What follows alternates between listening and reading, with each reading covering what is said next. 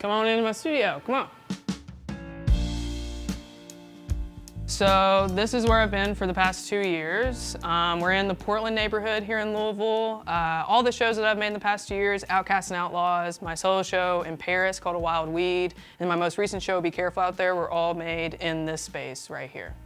I always keep little things from my grandparents that I've inherited, and I always have these little dime fans that my grandma gave, and so it gets really hot in here. Oh, and obviously, I always have to keep this with me in my studio, my portrait of Rosemary Clooney. Why?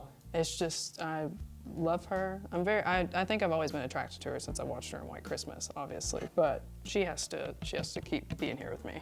Yeah, so I grew up in Bath County, Kentucky, which is northeastern Kentucky.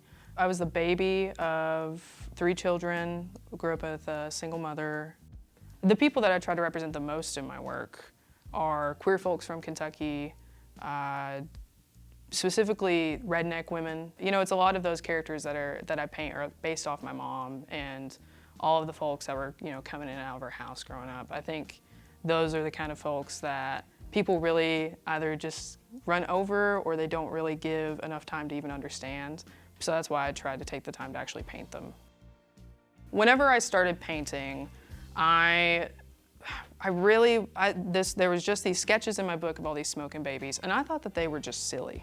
But then once I started putting them on canvas and trying to tell stories through putting different smoking children in the paintings, it became almost a symbol of what every little Eastern Kentucky kid felt like, and living that very, very hard life. With doing the long haul cover, whenever you first sent me the music and it was just the bare bones of what you were mixing, I mean, what really came through were the lyrics. It's the simple idea of just being, when will enough be enough sort of thing. Just being in nature, going on the long haul. And that's when I just came up with the guy walking through the forest. A big inspiration for me all of my work, but specifically for the long haul cover is Ivan Earl, who was a painter and an animator at Disney during the 50s and 60s. And he just does the thing so well where he marries fine art and animation together.